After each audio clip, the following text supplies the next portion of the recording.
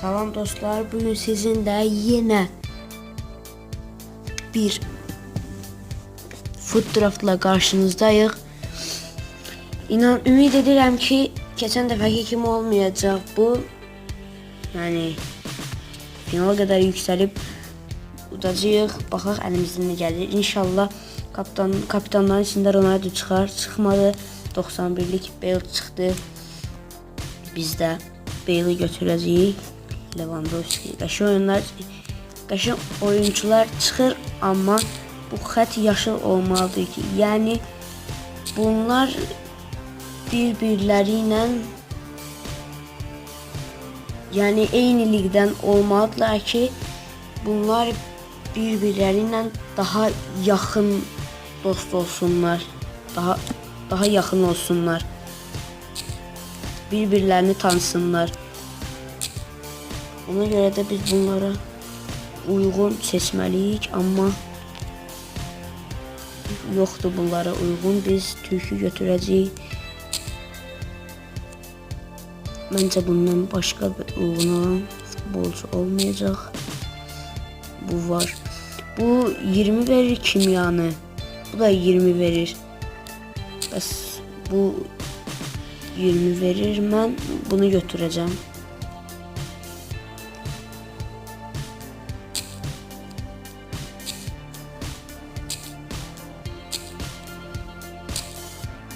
Ben bunu götüreceğim. Bu daha çok kimya verir. Hem de oyuncularla daha uygun gelir. Şimdi xətti görürsünüz sarıdır. Mənə lazımdır ki kırmızı olmasın. Ama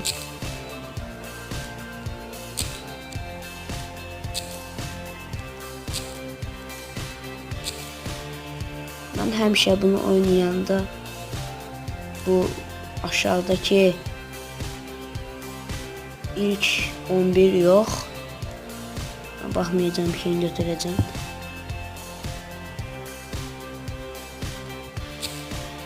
Burada Fenerbahçe için götürmeyeceğim. Uyuşmuzda. Ben İspan'ı götüreceğim. Burada bunu götürsek böyle koyabiliriz çünkü her ikisi aynı komandada oynuyor.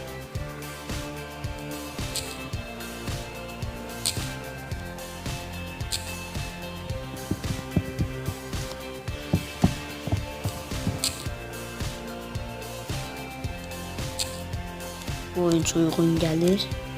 Götüreceğiz. İspan bir tane qapıcı yine vermedi. Ben Sezar'ı götüreceğim.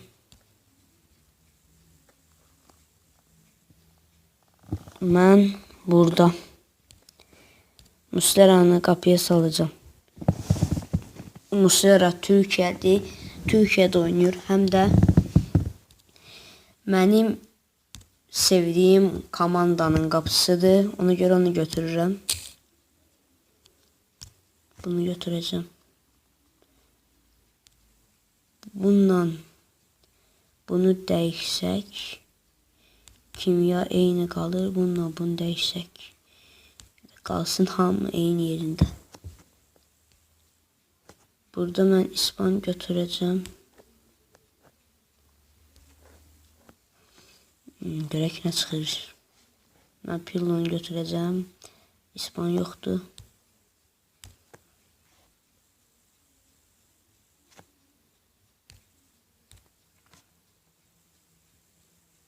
Francesco Totti bunu götüreceğim.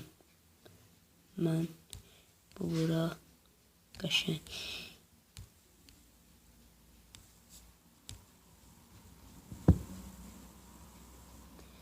İspan çıxmadı.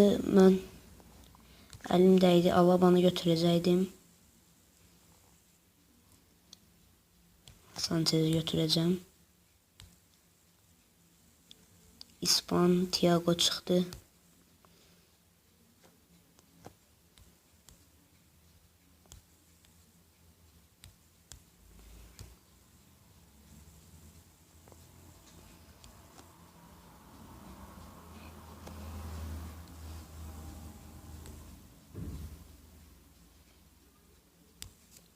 Sergio Busquets'i bura salmaq olar. Mən burada yenə İspan çıxmadı. Moses'i götürəcəm. Çünki İspanın ən güclü oyuncu odur. Mən burada Pedro'nu götürəcəm. Belə dəyişəndə eyni qalır, amma Bale orada qalsın. Oynayaq, görəsən indi nə başımıza gələcək. Baxaq. Ən güclü oyuncularımız Bale, Sergio Busquets, Jordi Alba'dır. Başlayaq. Birinci komanda ilə oynayırıq.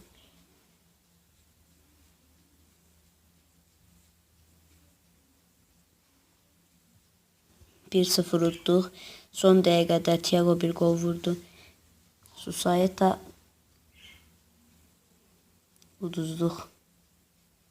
4-2 uduzduq. 4-3 uduzduq. Pis oldu biraz.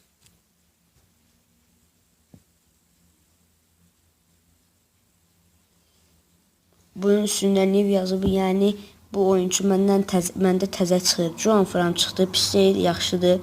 Karnezis pis deyil. Sağ olun, gələn videomuzla yenə qarşınızda olacağıq. Ben